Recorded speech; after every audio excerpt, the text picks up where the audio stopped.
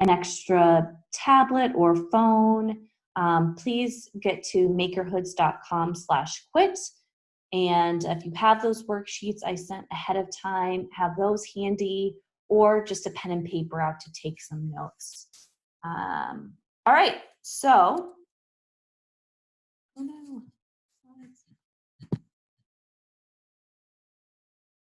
Sorry about this, my computer is a little frozen at the moment. Okay, here we go. So you are here today for how to quit your day job. Transform your product-based side hustle into a full-time business. And as I saw you guys register, a lot of you all have the same goal of you want to quit your full-time job, or maybe you're working in your business full-time and you actually want to make money out of it. So you are in the right place if you have that side business and you're just ready to quit your full-time job and get to working on it full-time. You are already working in your business full-time, but you need the business to actually support you. I know that it's tough out there and you need to make the numbers work. Or, you know, if this webinar is geared towards product-based businesses, but if you are a service-based, you'll still get a lot of good information, just some of the examples, and some of the information will be more specific to product-based businesses, but you'll still get a lot of information. So just before we get started, a little bit about MakerHoods and myself. So my name is Kristen Mosian. I am the VP of Maker Growth at MakerHoods, and we are on a mission to help the tiniest of businesses thrive. We want to see you increase your take-home income and generate wealth for you and your families.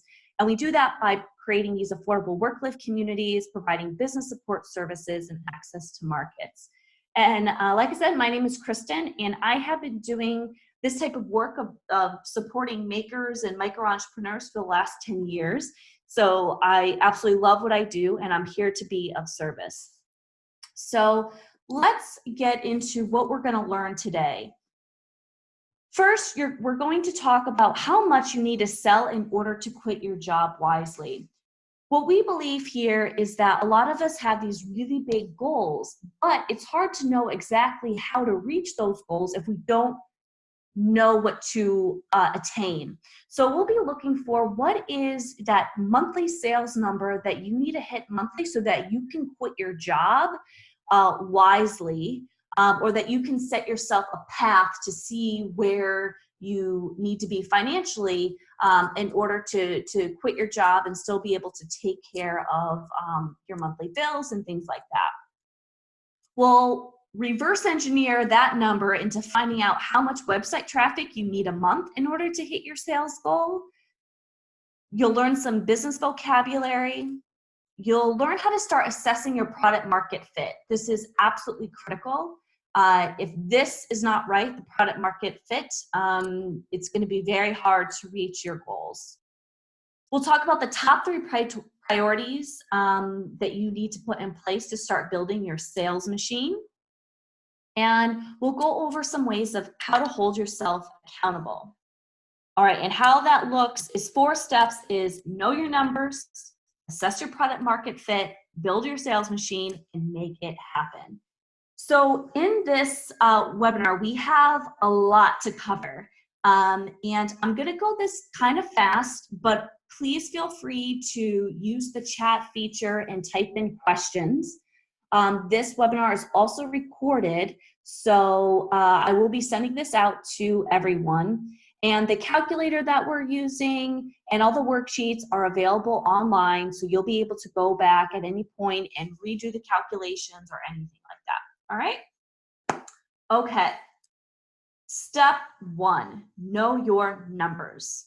Knowing your numbers is a fantastic star, a North Star, to align all of your activities.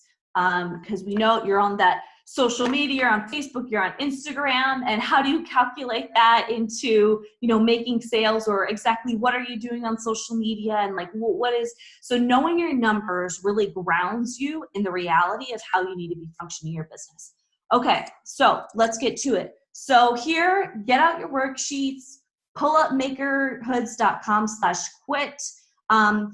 Worksheet number 5, page 5, this is the one that you really want handy right now because we're going to type in or write in your numbers as we go through it. It looks like this that is on the screen now, so have that handy. I'll give you a second there.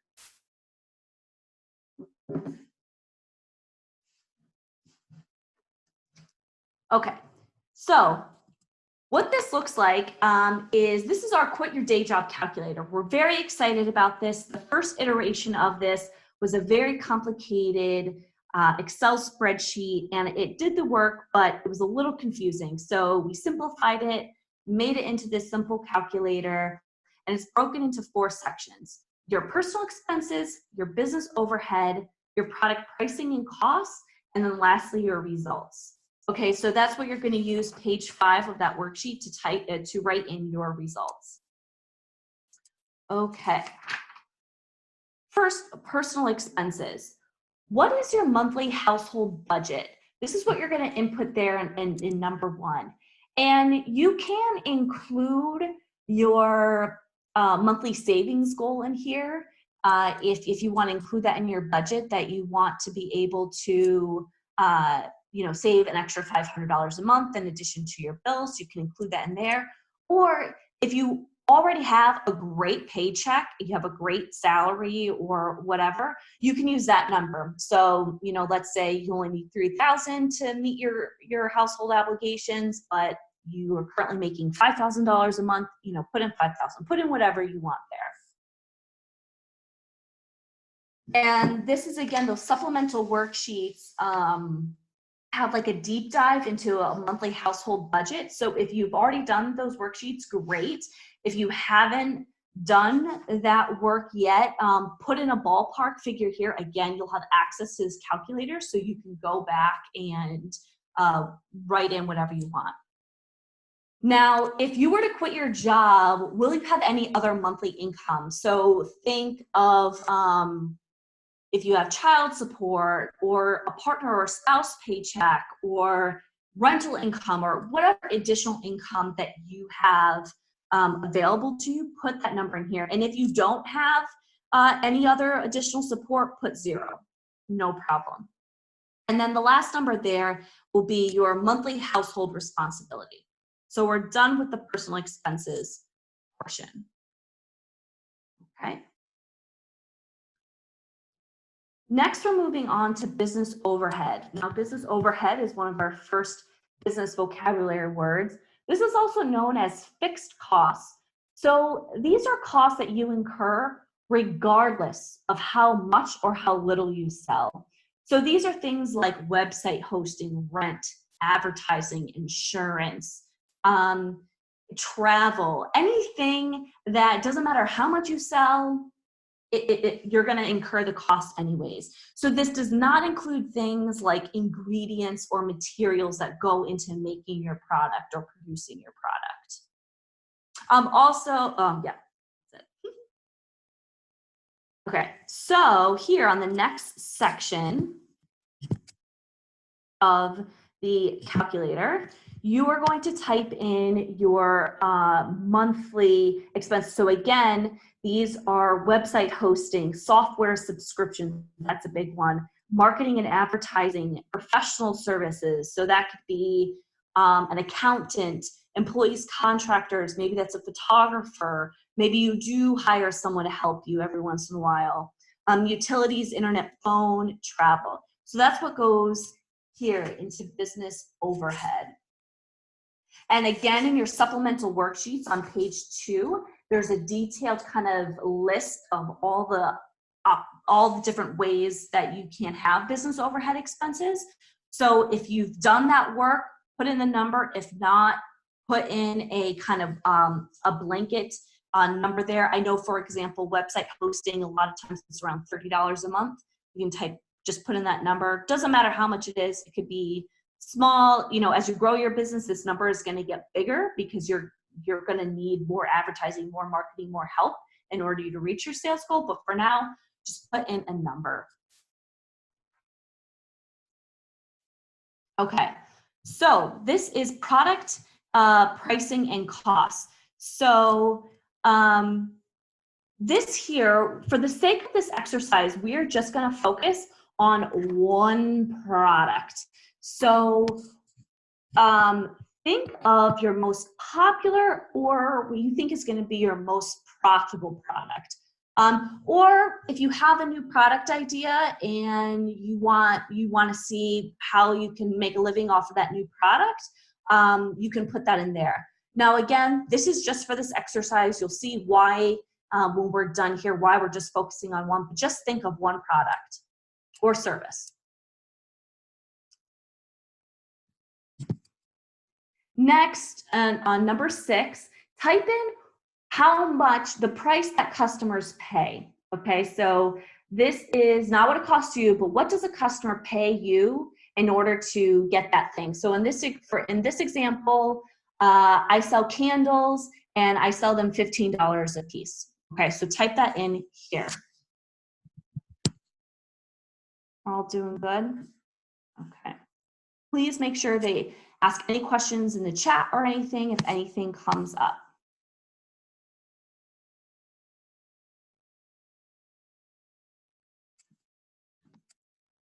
Okay, so the next section is section C. This is product pricing and cost, but focused on the cost now. So we're going to talk about cost of goods. This is also known as cost of revenue, cost of sales, or variable costs. This is all the direct costs associated with producing your product or service. These costs go up and down based on production, based on just the market prices. You know, one day, in this example, wax may cost $1 a pound, then tomorrow it costs $2 a pound. These are variable costs. They go up and down. And so, for example, in my candle example here, I have wax, a wick, a label, a jar, a lid, time to pour and pack the candle. Do not forget your time. So calculating your cost of goods is very complicated depending on your product. If you are a baker, there could be 20 ingredients, right, in your cake or your cookies or whatever. So this is where it gets a little tricky. And so in worksheets 3 and 4, I have these worksheets broken down of how to really calculate your cost of goods, which includes material costs. It includes packaging and shipping. And so what I mean by packaging and shipping is if you are shipping your product to, let's say, someone in California, what does the box look like? What is the packing peanuts or bubble wrap or whatever? What other type of things do you need to have it in the container that you're using to ship? But then also thinking, for example, if I have a candle, maybe that candle is in a glass jar, but I also like to put that glass jar in a nice branded box, for example. All those things that you need to consider, and also labor. I'm sure a lot of you are doing the work yourselves. It's so critical for you right now in your time it takes to produce an item. Because at one point, you're going to charge, or you're going to pay someone to do it for you, because I know you're going to be wildly successful and you're going to come to a point where you need to hire an employee. And maybe that employee does sales for you, does marketing for you, or maybe they do good for you, but either way, you're going to hire someone. So you're in that potential growth. So what I recommend is that you should give yourself an hourly wage of at least $20 an hour, because I think at a minimum you're worth that. You can also play with that around. So for example, on the supplemental worksheet, that maybe you have different processes to your product. So let's say, for example, I'm designing a dress. The design process that is extensive, and I went to design school, and so maybe. but then selling of it, it's only $20 an hour or whatever. So also two different processes in your product development or production. So right here on number 7, quit your day calculate. Now, if you're a service-based business, cost of goods might not be very high at all. But let's say, for example, like Janae, you're saying that you're a yoga and pole fitness. And so you rent out space to hold one of your clients. Let's say it costs $75, every session, that would be a cost of good. Online business, you do webinar, you need Skype or something, that would be a business overhead cost because it's not something that's directly related to providing your. You might be able to make the case, but I would put that in your overhead. Okay. Again, you have the worksheets. I'm available. I'll give you my contact information at the end to reach out to me.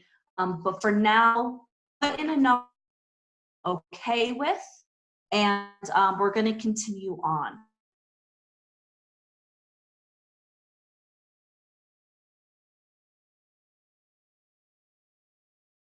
I'm having, let's see if I can move. Is anyone else having problems with my audio? Okay, yes. Let me move. I apologize for that. Let me take a quick second and move myself. All right, I'll be right back. I'm clear now. I might go on. All right, I'm gonna move real quick.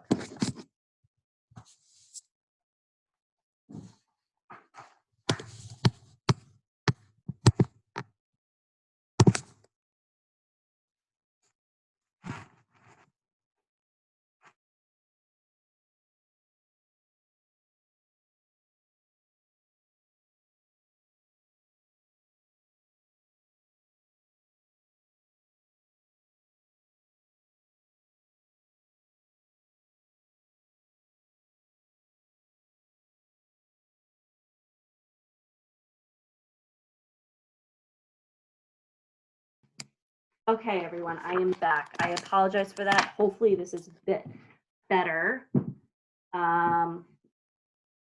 Okay, so I hope that we're all here. We've put in our number for cost of goods, and now we're to the last part, and that is your results.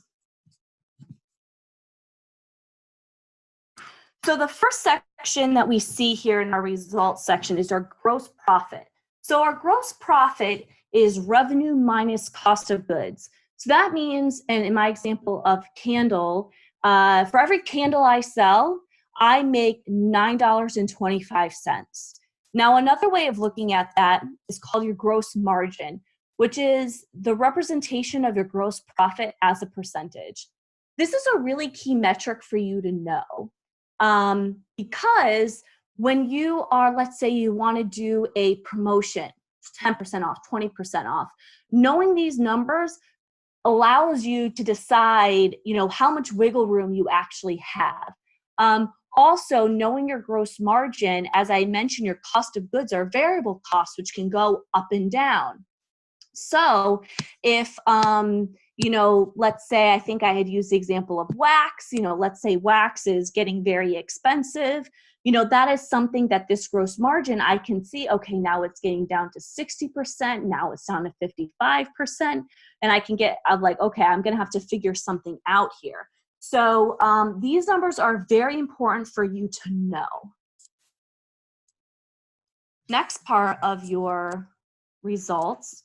Okay, so this is the big number here. This is why we focused on just one product. Number 10, this is your quit your day job monthly unit sales goal. So what this number says is that I need to sell 432 candles a month in order to quit my job. Now, the other way to look at this is that it takes me $6,480 a month to quit my job successfully. And so these are your break-even points. And so essentially your break-even point is when your sales and your expenses are equal to each other. Okay, so this is like your North Star number. And if you're freaking out or if you're feeling a certain type of way, don't worry about it. We're going to break it down further. Okay, so next part of our website, our results section is your monthly website traffic goal. And this is based on average e-commerce conversion rates. So what this says is that if you have, so the average e-commerce conversion rate is 2%, which means if you have 100 visitors that come to your website, 2 people will buy from you. If you're at less than 2%, there's something going on with either your product or your website or something else, but 2% is really the average. So in my example here, to reach my goal of $6,480 a month, I need roughly 3,000 website visitors a month to my website to reach that goal. The next part of our results section, we talk about pricing. Wholesale price versus retail price.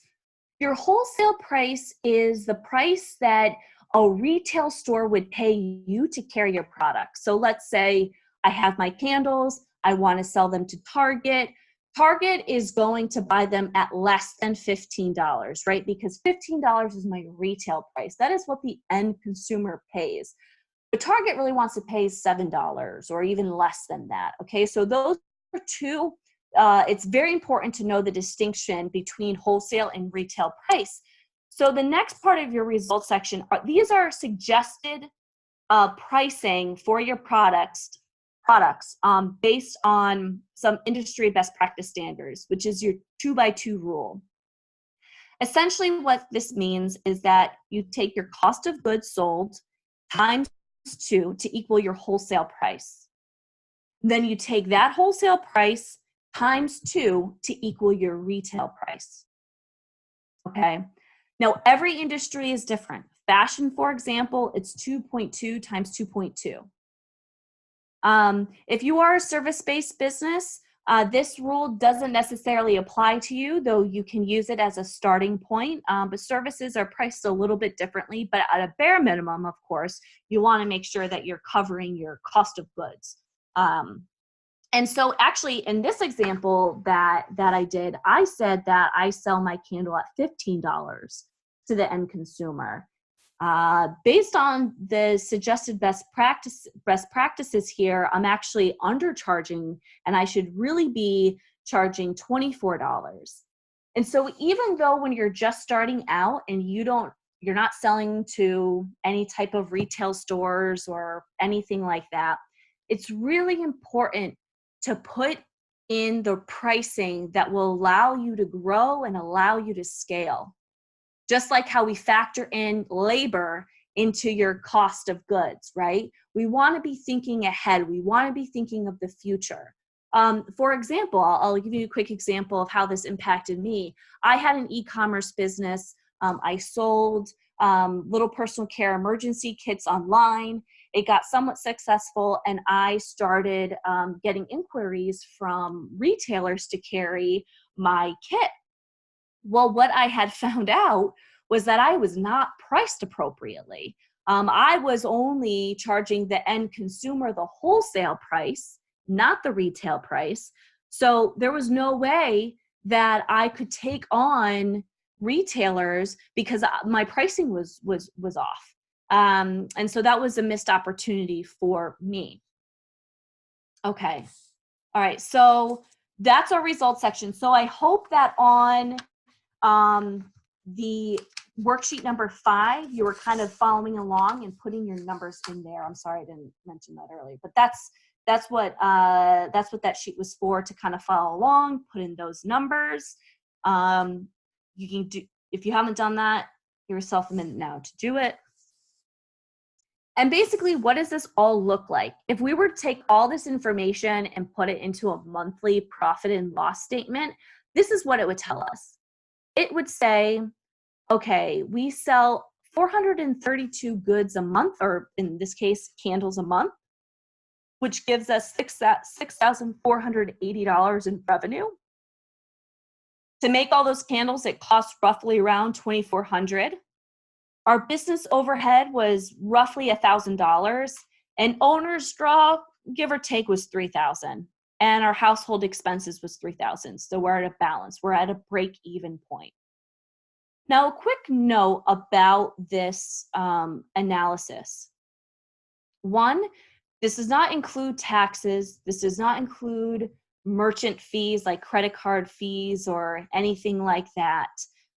However, you could include that in your cost of goods if you want to do that. This is meant to be a kind of quick and dirty way of knowing how much does this business need to do, how much do you need to sell so that you can comfortably quit your job, or look at making steps to do so. All right. Now, if things are looking really wacky, like you have to sell 10,000 a month and you're like, there's no way, or just crazy numbers, there's probably something wrong with your gross profit margin. So how can you increase your gross profit? Well, you can increase your prices, or you can lower your costs. And some quick ways of how you can lower costs are, one, labor. So labor is always going to be the most expensive part. That's the reality. So how can you make your process more efficient? Or how can you outsource something? So, let's use the fashion designer example for a minute. If your hourly rate, let's say, is $100 an hour, but you're spending the time cutting out the fabric patterns, that's probably not the most economical use of your time. You could probably outsource that to a factory or hiring someone else who costs you less than $50 an hour. So that's how you can outsource. The other way is sourcing. So that is, where do you get all your materials from?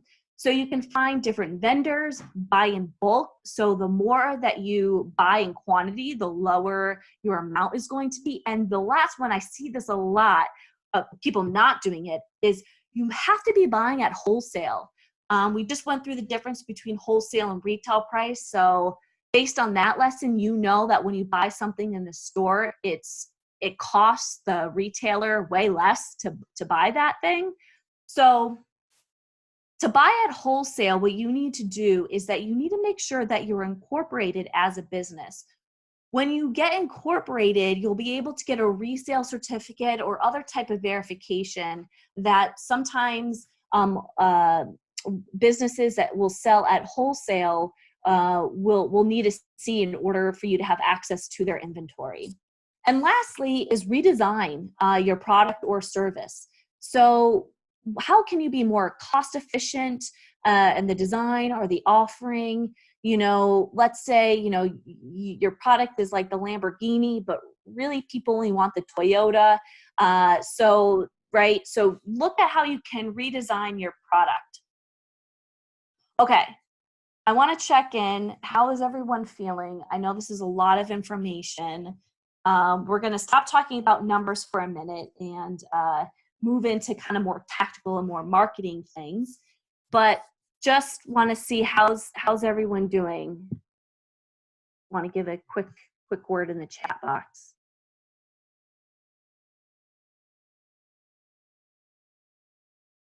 Great, awesome, perfect, cool.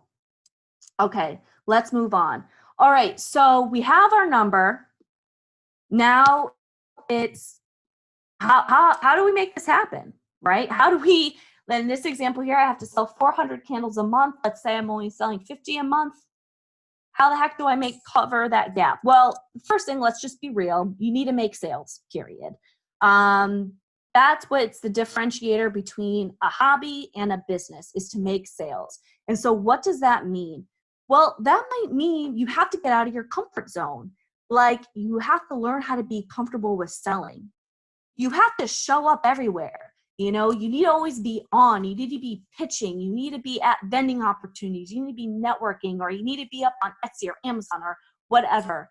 That could also mean that you really need to level up your marketing and sales savviness. So one of the things that I like to mention a lot is we have more experience as consumers of marketing than we do as producers of marketing, right? We're on Instagram, we're scrolling around, we're consumers. But actually, what is, you know, the anatomy of a great social media post? That's something that is, you know, science and art. There's a lot of sophistication with that.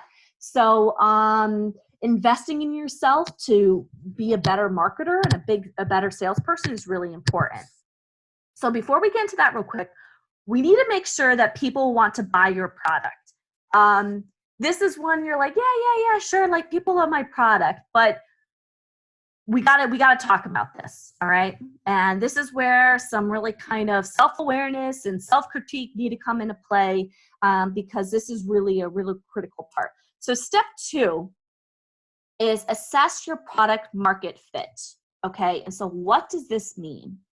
This means that your target market will buy your product at your price.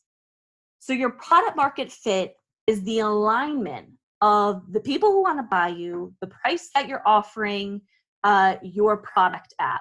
So all of these things need to fit together, okay? So a quick note about target market, okay? Everyone is not your customer. Everyone is not your customer. When you talk to everyone, you talk to no one. And so a quick example of that, I was once working with a woman who sold skincare products, and she told me, oh, this is great because everyone's my customer. Everyone has skin. Oh gosh, no. You know, everyone needs clothes, so everyone's my you know, customer. You know, everyone has ears. Everyone needs my earrings, right? No. You have to get very, very specific into who you're targeting. Niche down. Focus on that target customer and get inside their heads. You want people who, when they come across your business, are like, oh my gosh, this is exactly what I've been looking for.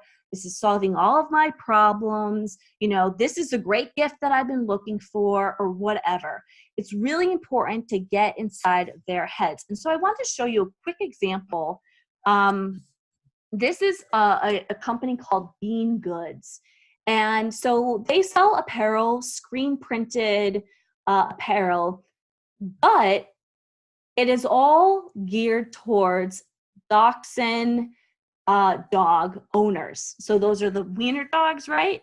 And everything is this way. And you can see they have almost 60,000 followers on Instagram. The owners, there's 2 of them. They are able to do this full time, you know, supporting themselves. But they are so niche and so specific. And so it's really important for you to find out what is your niche, okay?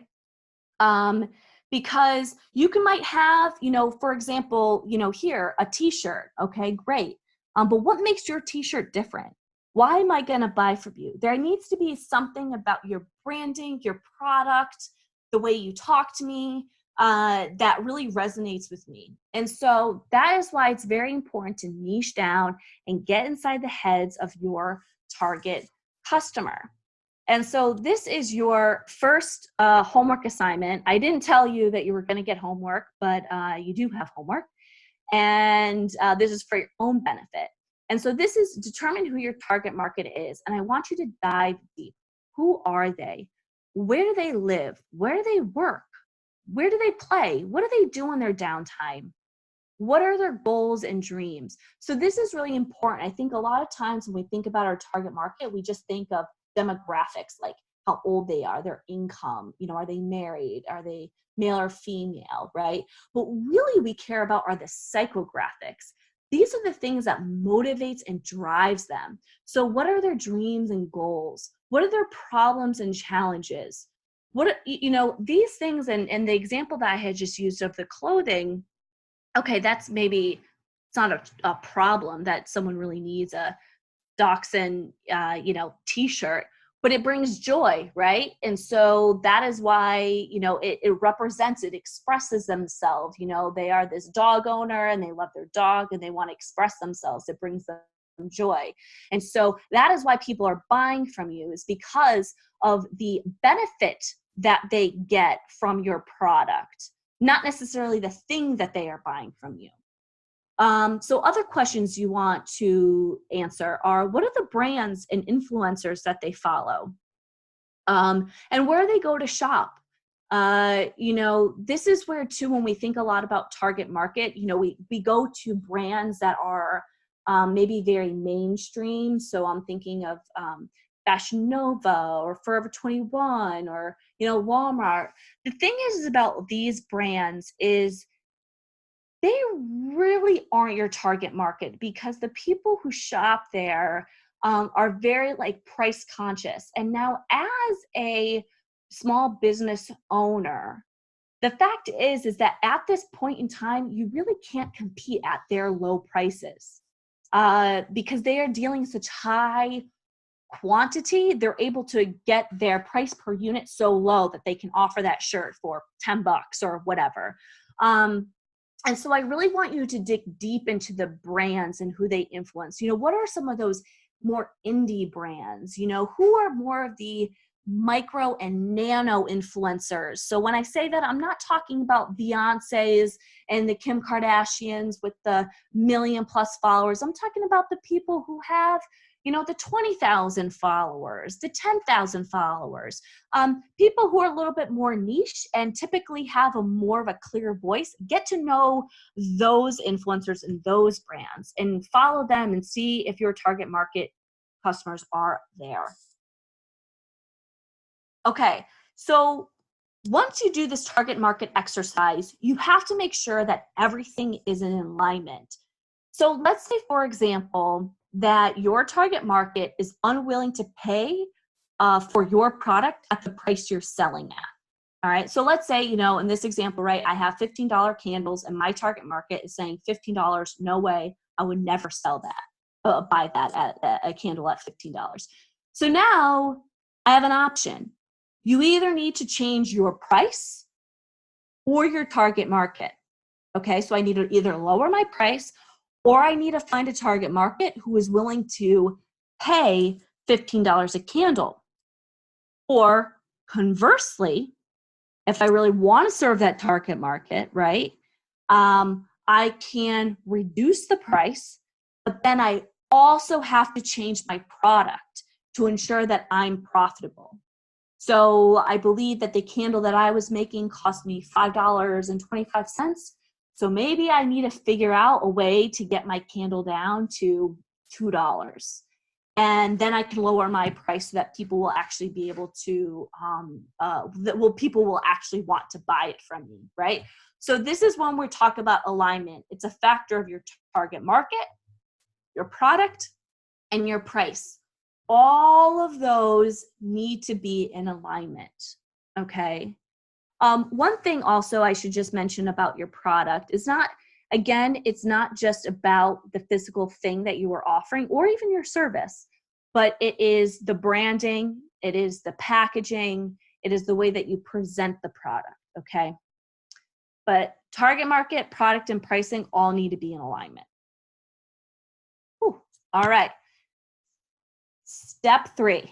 Okay, we have an awesome product. People can't wait to buy it from us. They love the price. They are just handing us money. All right, so now how do we maximize all of that? We have to build our sales machine. So first thing is you need to decide where you're going to sell. And so this means you can want to sell on your website. Maybe you're focused on pop-up markets. Maybe you have a brick and mortar store that you are selling at. Maybe you're on Etsy, Amazon. Maybe you're looking at wholesale. You just want to sell directly to retail stores. But decide where you want to sell.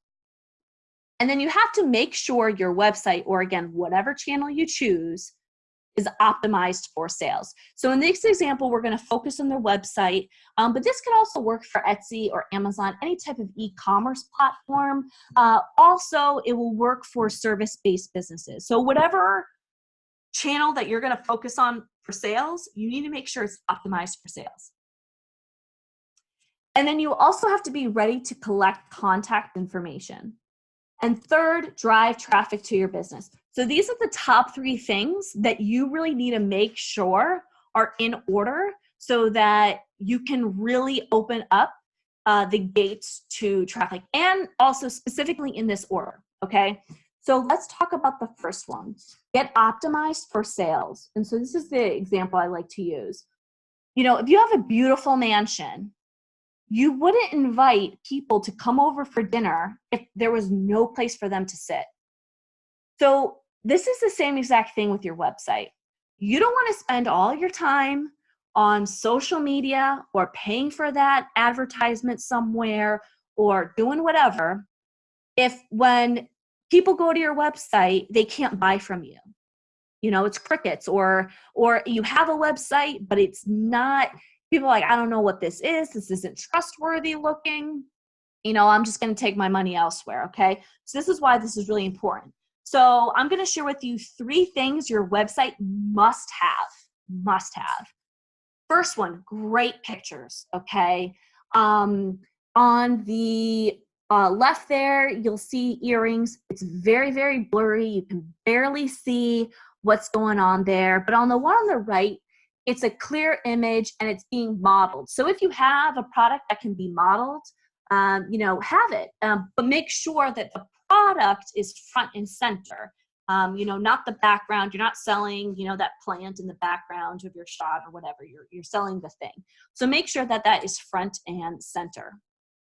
And for pictures, if you Google, you know, how to create a light box at home, there's some really inexpensive ways how you can take great pictures. I know most of us have smartphones. They have great cameras on there.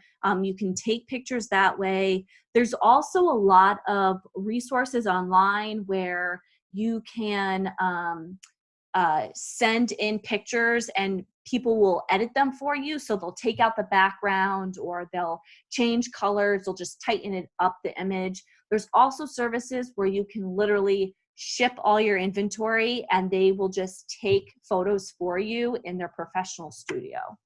So there's a lot of different resources available. The second must-have is descriptive copy, okay? So on the right, you'll see here, or I'm sorry, on the left, you know, it's a 1-sentence. It doesn't explain, doesn't really give you any information about what this earring is.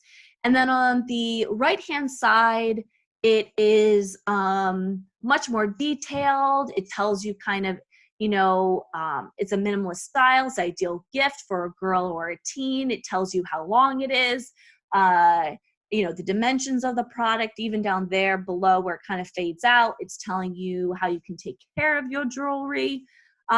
This is a much better description. And so it's really important that your descriptions really detail the features of your product, but then also the benefits. So for a quick example between what's a feature and a benefit, so a feature, if we look at the description on the right-hand side, a feature is its weight and its measurement. These are the actual physical things about it.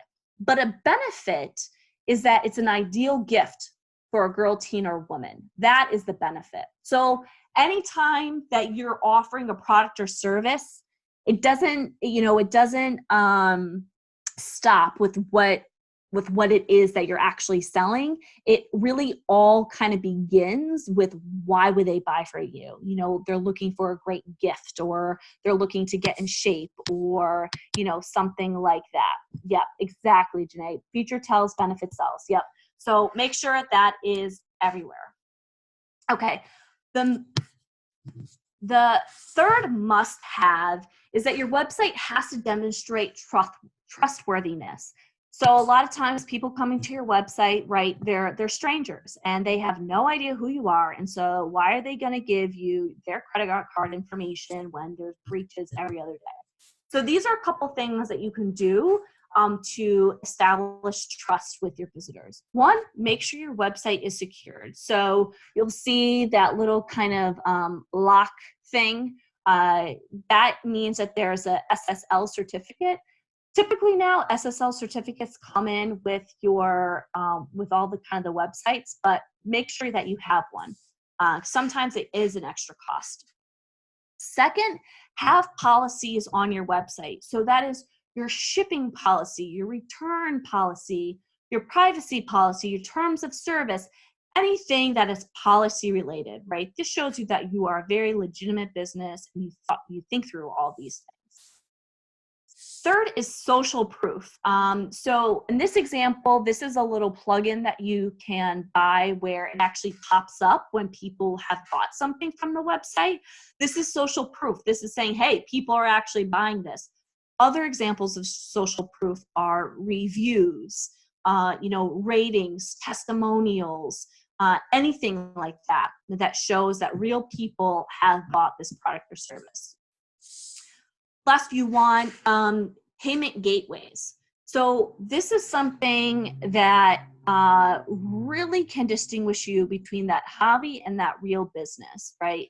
So you take payments from Visa, MasterCard, PayPal, maybe Amazon payments or Apple payments, but you don't take payments from Venmo or Cash App or any of the personal gateways. Those gateways you use between friends. They are not meant for business, and they also don't have any protections in place, in case there is a issue or fraud or anything like that. Please stop using those apps. There's Square, there's PayPal. Every bank has their own payment,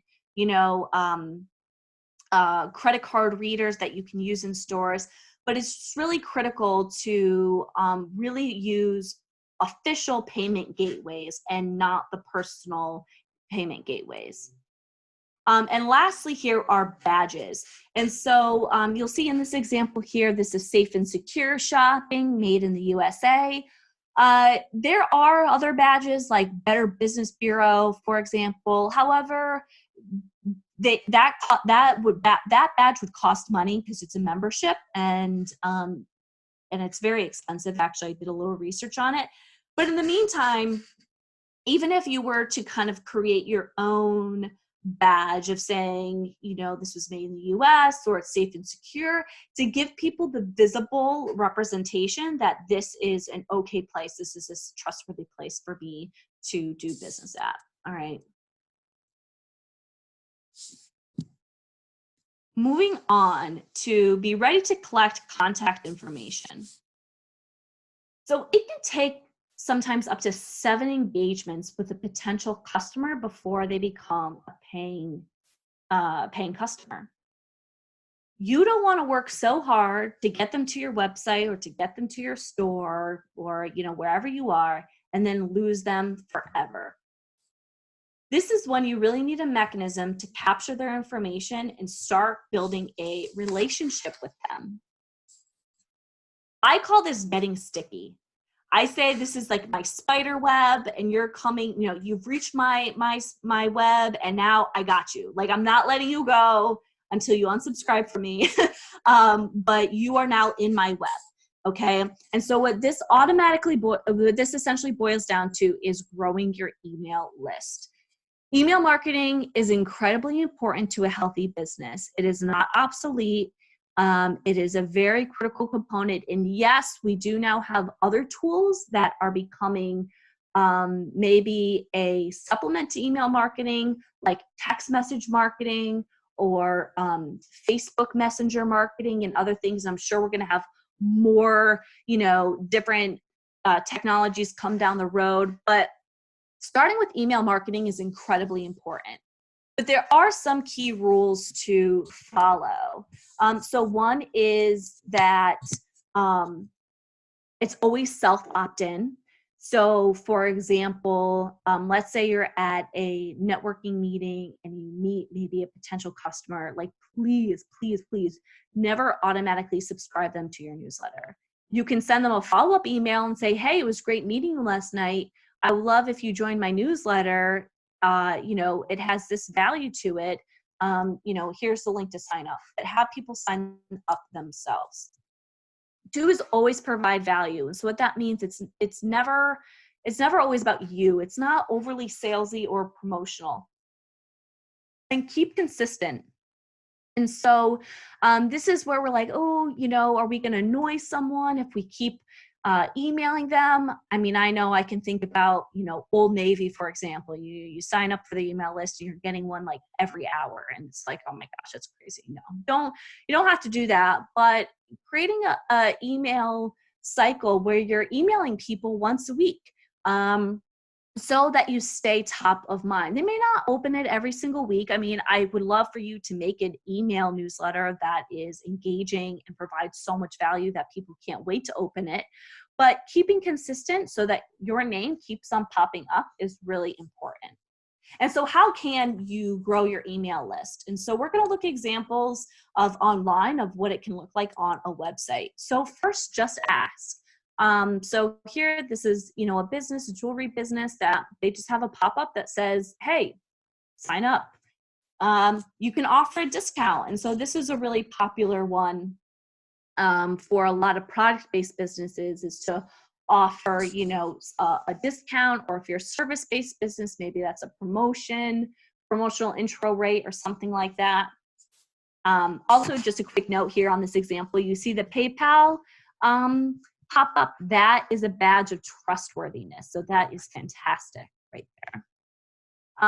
Lastly, another example, and I like this one because this isn't around offering a free a discount, but it is a free downloadable. So this example is from Ivy's Tea, and they sell all types of tea, and the owner actually is an herbalist. So she has this downloadable that you can get for free. So if you have a product that kind of lends itself to having kind of a free kind of ebook or PDF or something like that, this is a great idea. If you're an artist, maybe it's a you know, a screensaver for your phone download, or you know, something like that. So those are some ways of how you can ask to grow your email list. The third step is to drive traffic. So now that your website is optimized to make sales, it's time to drive traffic to your website. This is, not gonna lie, probably the hardest and most trying part of running a business. This is where you can be working your butt off and you're still not seeing things move. And this is where persistence has to be really critical. And so the key is to try to do a few things at a time. Don't do everything at once.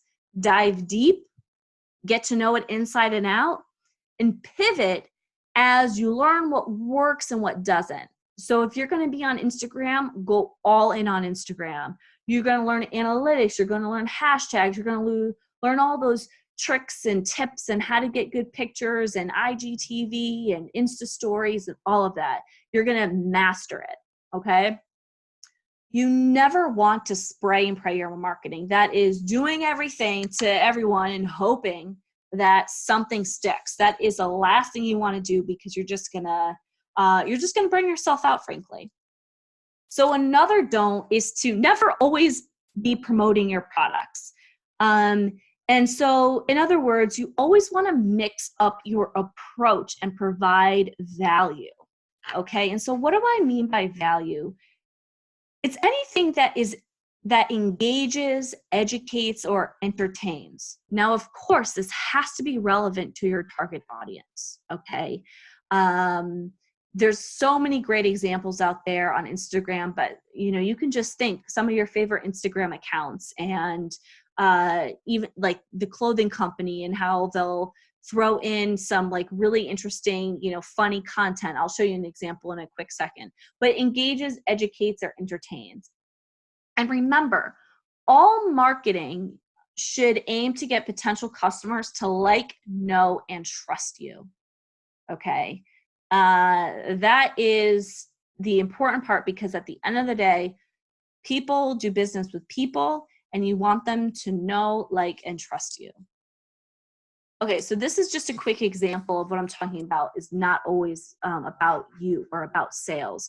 So on the left, you'll see these really kind of beautifully packaged things. You're not really actually sure what's in them, but it's the same image over and over and over again. It's very promotional. It doesn't provide me much value. You know, maybe one of them is kind of cute. I'm like, oh, that's pretty. But if I look at the whole profile, I'm not engaged. Nah, not good. Then let's look at the one on the right-hand side. So this is a clothing company. And while their products are, you know, in all the pictures, it's a variety. So 2 of the images are actually user-generated content. So that's pictures that their customers have tagged themselves in with their handle that they've reposted. You'll see a couple of quotes here. You know, and you also see kind of the sense of humor that they infuse in. A couple of the posts are shoppable, not all of them. A couple of them are of the owner. One is with her husband, right? It's a variety of content. You know, it's engaging. It's a little different. So make sure that you're mixing it up. So here are some ways to drive some traffic. So, you know, in this webinar, we're not going to go over all these. This is more just a brain teaser to kind of get you thinking. So one, of course, we have Instagram, Facebook, search engine optimization. So search engine optimization is that you have keywords. So let's use that candle example. Let's say those candles are soy candles. I make sure that I'm using the word, you know, soy candles for men or soy candles for gifts or something like that. But I'm using keywords and how I'm describing things. That can also mean a lot of blogging so that my name gets out there more often. Pinterest is huge. It's actually not really social media. It more acts like a search engine. And it can be very powerful for some businesses. So Pinterest, YouTube, again, YouTube is not really social media. It's a search engine. People go there to search for things. Paid ads, of course. Paid ads, though, just a quick note on that. When you do a paid ad, a lot of times we always think of that ad that says buy now, right? But when we do paid ads, because we had just learned it can take 7 engagements for a person to buy from us, the first ad might actually be just awareness about your company that says, you know, I make my candles homemade in my office, you know, more of a personal story, more of awareness building and brand building than sales building. So one of the things with paid ads and why I say that is because a lot of times a lot of money is wasted on, say, Facebook ads because it immediately goes to that buy now, but really you need to nurture people along the way so that they'll buy from you. Next on the list is public relations. Don't underestimate public relations. You know, people are still reading magazines and news outlets and blogs and all that stuff. So learning how to pitch to reporters or to bloggers or any other type of media sites are really important. Another way to drive traffic, and this might seem a little confusing, but is to be in online marketplaces that already have built-in traffic. So Amazon and Etsy are great. So people are already going to those sites with the intention to buy. People aren't necessarily going to Facebook or to Instagram with the intention to buy.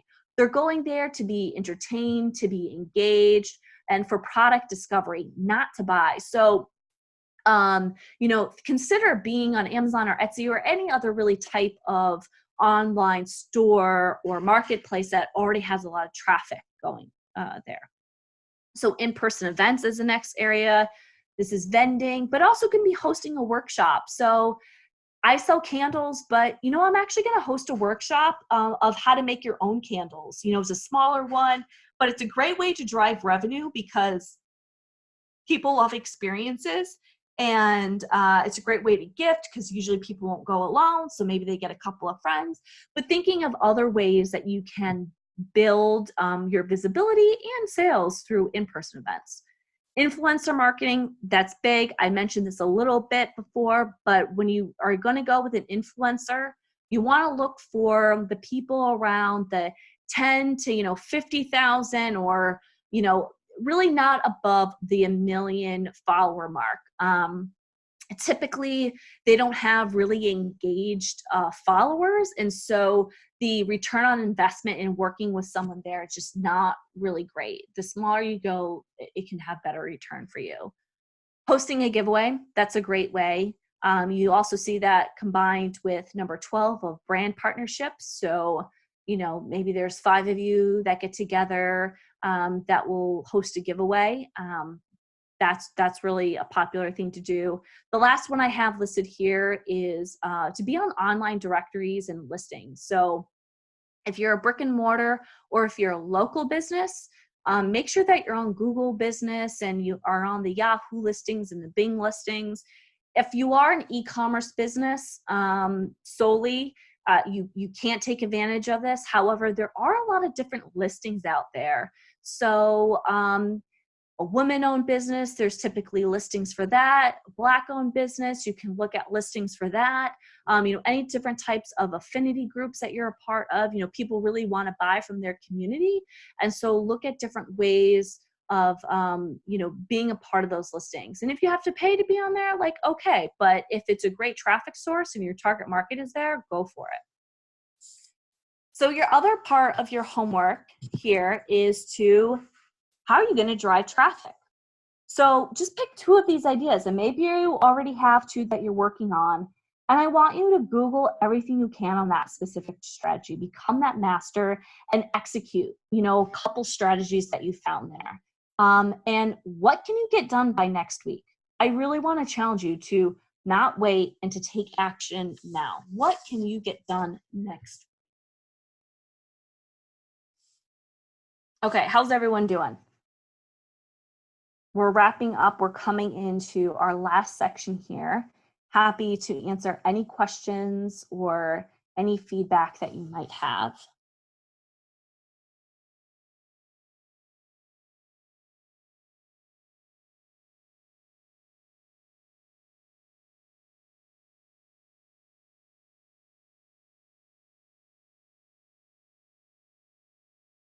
Okay, I'll move on. If there's anything comes up, please don't be shy. Okay, so the last step is really making it all happen. And this is one where life happens and we can have these really big goals and dreams for ourselves, but it's really hard to get it all done. And so how can we set up for success? Oh, I see a question from Bryce.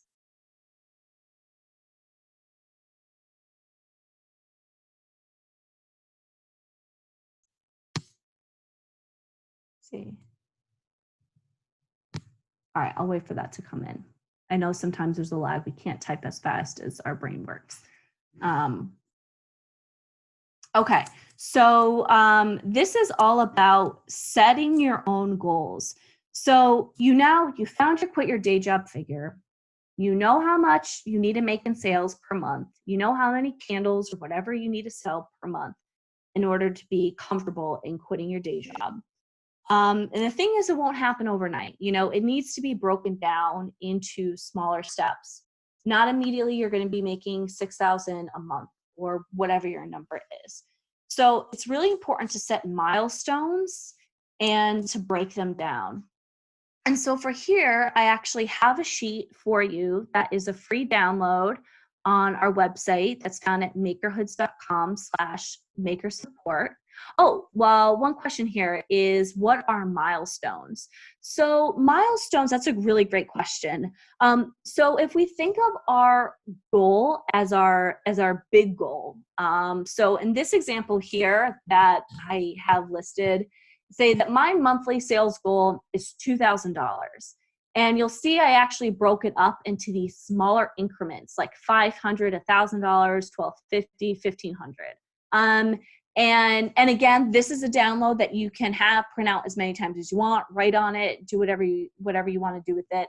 We included the thermometer that you can actually physically color in as you reach your amount, because it is incredibly rewarding when you get to the top and when you get above it. And, you know, sometimes it's just the little things that can get us really excited and have that reward kind of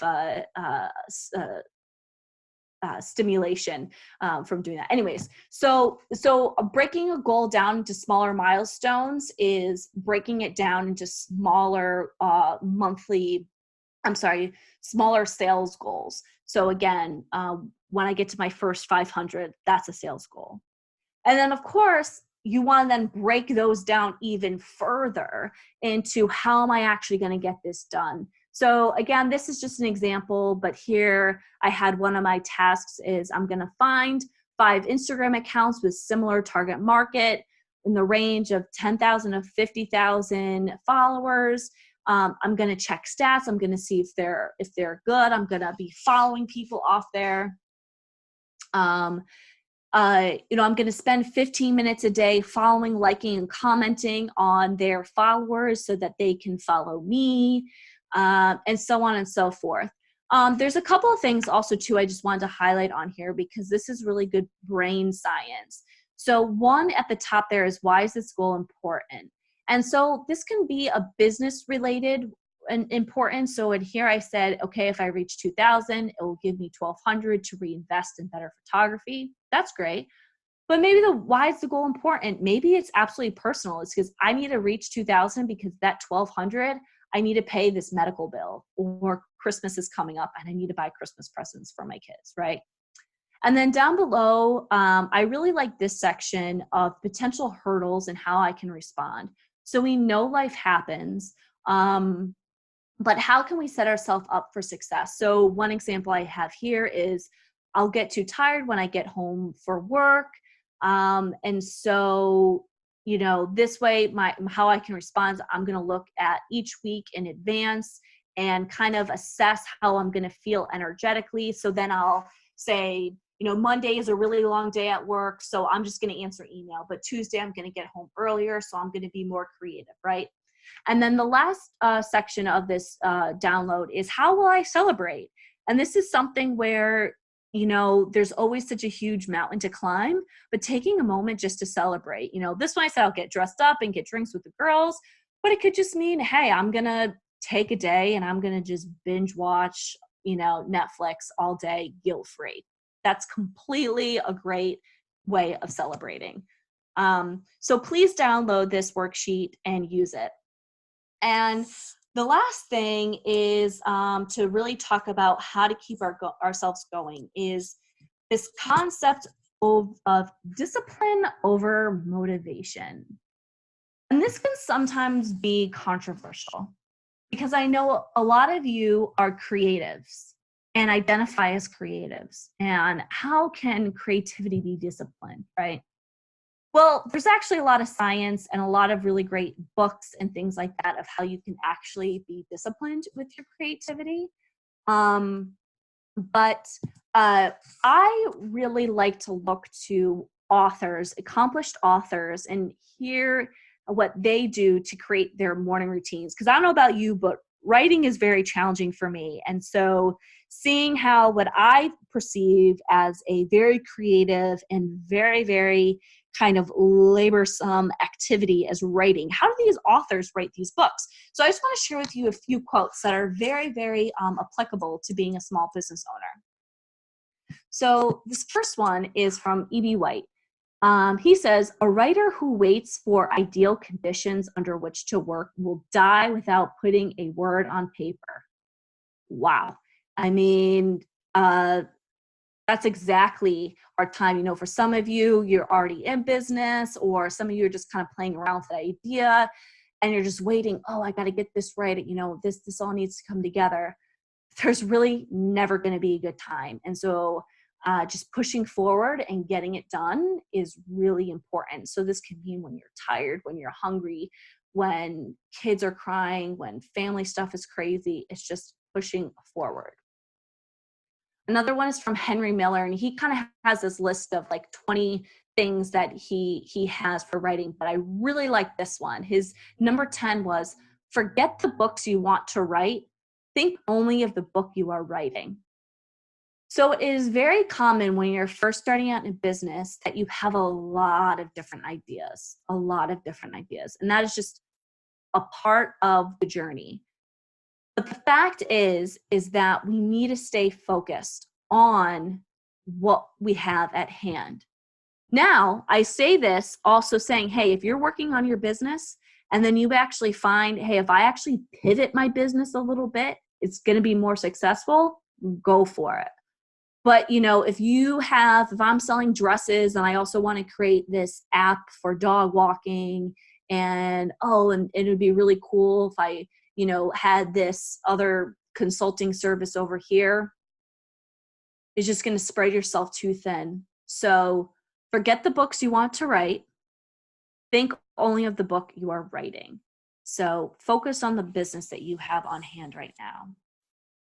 This last quote, which I really love, is between Stephen King and George Martin. So what I love about this is Stephen King has written, hundreds of books, right? And George Martin, infamously cannot finish his one series.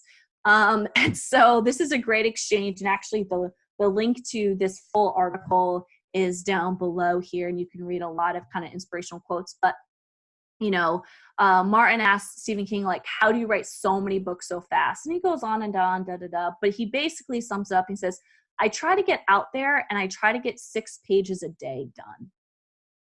And it's just that simple, 6 pages a day. And then, Martin later on goes, but like, doesn't life happen and you get stuck and you don't want to do anything? And he's like, yeah, that happens. But I always try to get 6 pages a day. So for you and your business, what is your 6 pages a day? Does that mean, and it maybe every day it's a little bit different, but, let's say on one day, I'm on Instagram and I'm doing a lot of outreach and I'm meeting new people or, commenting and following and engaging with people that way. Maybe another day your 6 pages is I'm going to crank out, I'm going to produce all these candles this day, whatever it is. But think about, what are your 6 pages a day?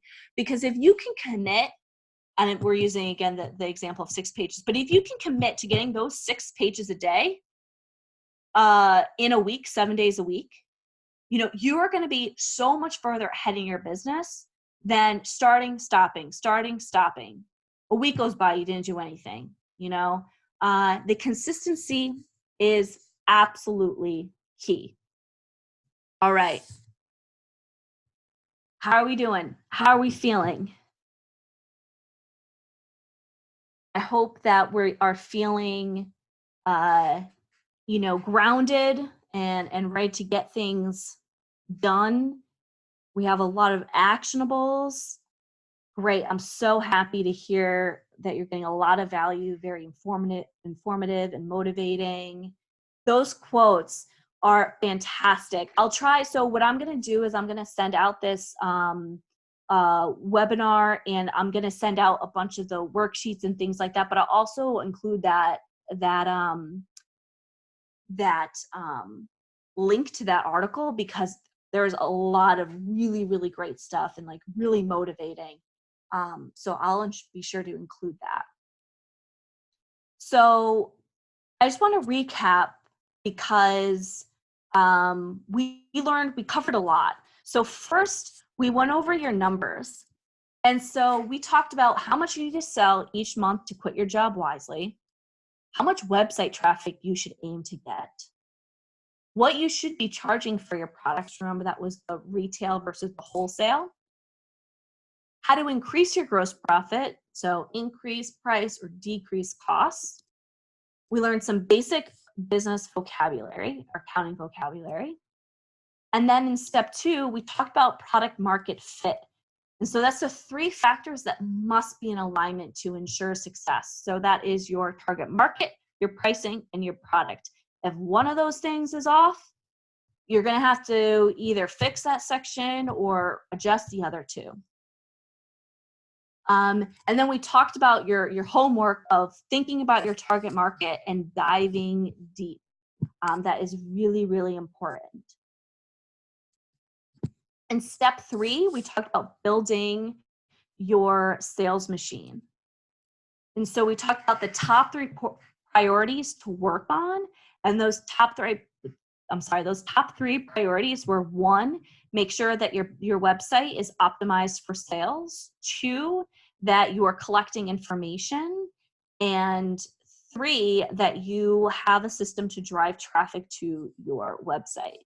And of course, we went over 13 ways to drive traffic to your business. And there's a lot more ways, but 13 to get you started. And step 4, we talked about how discipline is more important than motivation. And I also provided you with a tool to hold yourself accountable. And so with that, I really hope that this is a really solid foundation for you to get going on your business and to really start making sure that you get off the hamster wheel of just doing task after task after task. But now you have your North Star. Now you have your sales goal. You have your website traffic goal. You have the 3 things that you need to get in line, and then you can start really driving traffic to your business. I am here to be of service. This is what I do at MakerHoods. We want to see you be successful and succeed. This is all at no cost. So if you have any questions, please feel free to put them in now. Contact me if you want to get together one-on-one and talk about your business in person. And as I mentioned, I'm going to send up a follow-up email with all this stuff, and I'm going to include a feedback survey. Please, please, please take the time to complete that. And then a couple questions. What kind of business do you have? So right now I'm representing MakerHoods, where I'm working with businesses to help them grow and be successful. But I've had my own businesses in the past, and I'm always working on something on the side. Kind of the one that I've worked on the longest was this e-commerce business where I sold these personal care emergency kits for women. So think dental floss and tissues and that kind of thing, and a kit that went to their purse or desk. And that was really great. But I did close that because in order for me to scale, I really needed to take out more capital, and I just wasn't in a place in my life where I wanted to take out debt. But I'm more than happy to learn about that business experience, or to chat about it. And when is the next class you have? Right now, we actually don't have another one scheduled, but I love to hear from you of what you would love to talk about. My personal feeling is that a lot of business owners struggle with marketing and sales because it's really, really hard. We typically love the thing that we do or love the thing that you make, but getting to market it is really hard. So probably next class would be somewhere in that space. But in the feedback survey, there is an option for you to kind of type in any notes that you have on. So if you have any recommendations on a type of class that you want us to host, please let us know. We'd love to do more of these. I'll hang on for a couple minutes longer. That is so great. I'm so happy that you are excited. Oh yes, thank you, Anthony. We have a meetup coming up on December 19th, and that is going to be, we're going to be interviewing a celebrity chef. And so it is geared towards food entrepreneurs. However, the chef has been able to get out of the kitchen and create a lot of multiple revenue streams for his business. And so I really recommend anyone to come to that as a way to think outside the box and get creative of how you can grow your business. Thank you so much all for coming. I'm so happy to hear that it was helpful. Thank you. This is really great. And with that, I'll stay on a couple minutes longer, but there's no more questions. Have a great night. Awesome, Jody. Thank you.